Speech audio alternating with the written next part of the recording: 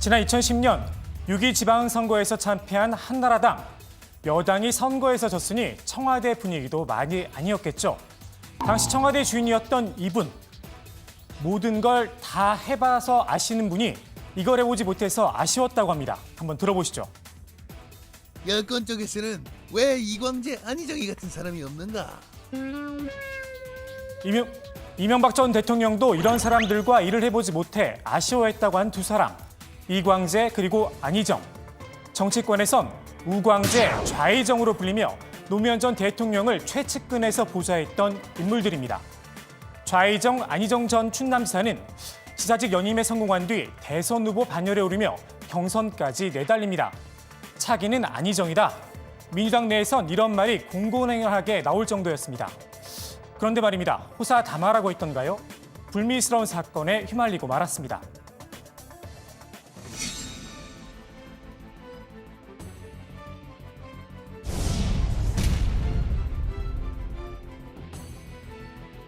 합의에 의한 관계였다고 생각했습니다. 안희정이 모두 고백해라.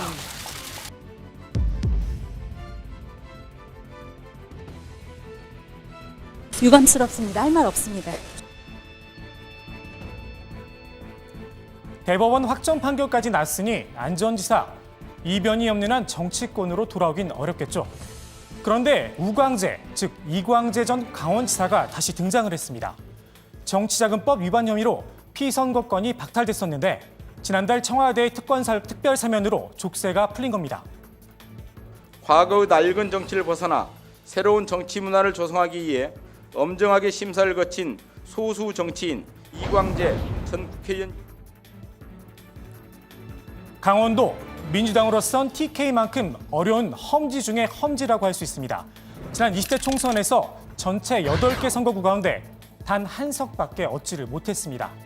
강원도에서 국회의원 재선에 지사 경험까지 있는 이광재 전 지사에 대한 당의 기대 한번 들어보시죠. 이 전 지사는 총선에서 강원도뿐만 아니라 충북 지역까지 영향을 미칠 수 있는 인물입니다. 당 입장에선 이 전 지사가 강원에서 총선을 지휘해줬으면 하는 바람이 큽니다. 강릉의 권성동 의원, 춘천의 김진태 의원에 대해 맞설 표적 공천 카드로 이 전 지사를 활용해야 한다는 이야기도 나옵니다. 그런데 이 전 지사 쪽에선 조금 다른 그림을 그리는 듯합니다. 강원도는 이 전 지사의 지세가 탄탄하니 수도권으로 진출해 더 큰 대마를 잡는 게 어떻겠냐는 겁니다. 오세훈 전 서울시장이 출마를 준비 중인 서울 광진을 황교안 대표 출마설이 도는 종로가 구체적으로 거론되고 있습니다. 광진을 해선 이미 여론조사도 한 차례 돌렸다고 합니다. 만약 광진을 해서 오세훈 전 시장을 상대로 좋은 성적을 거둔다면 갑자기 위상이 달라질 수도 있습니다. 90년생이 온다. 지난해 서점가를 쓴 베스트셀러죠. 문재인 대통령이 청와대 전 직원들에게 선물을 내 더 유명해지기도 했습니다. 왜 갑자기 책 광고냐 하실 분들도 계실 텐데 바로 이분들 때문입니다. 민주당 영입2호 원종건 씨, 한국당 영입2호 김은희 씨.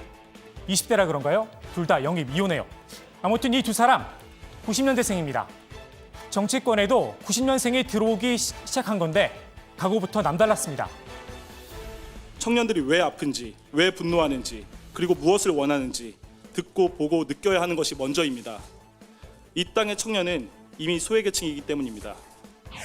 자유한국당 하면 인상부터 먼저 쓰던 제가 그러나 인권 문제에 있어서만큼은 당의 색은 중요하지 않다고 생각했습니다. 20대 청년답게 포부도 당차고 바람도 거침이 없습니다. 그런데 말입니다. 각 정당들 황영식의 기자회견까지 거창하게 청년 영입을 홍보하긴 했는데 과연 제대로 된 공천이 이어질까요? 표를 한번 보실까요? 역대 총선에서 지역구에 출마한 2030 청년 숫자입니다. 추세를 보면 늘어나기는커녕 점점 줄어드는 모습입니다. 이번 21대 총선 예비후보자 37명, 채 4%가 안 됩니다. 청년들을 영입해서 당선 가능한 지역에 적극적으로 내보내야 하는데 좋은 지역구는 현역 의원들이 버티고 있으니 마치 데코레이션처럼 적당히 당선권에 비례대표 한두 석 주고 마는 겁니다. 한때는 청년이었던 현재는 권력의 핵심인 86세대. 어린 나이에 어떻게 정계에 입문했을까요? 김대중 전 대통령이 총재 시절 이른바 젊은 피 수혈로 대거 정계 입문. 보시다시피 시작부터 지역구를 꿰찼습니다. 그것도 표밭이 상대적으로 좋은 곳으로 말입니다. 당시에는 기성 정치인의 반발이 없었던 걸까요? 한번 들어보시죠. 새로운 수혈을 위해서는 어제의 동지들을 희생시키는 수밖에 없었습니다. 저 때는 총재가 공천에 관한 정권을 행사할 때니 경선 등을 거쳐야 하는 지금과는 사정이 많이 다르긴 합니다. 86세대가 잘 썼던 그 단어, 용퇴. 후진에게 길을 열어주기에 용기 있게 물러난다. 이 말이 떠오르는 건 왜일까요? 오늘 제가 준비한 발제는 여기까지입니다.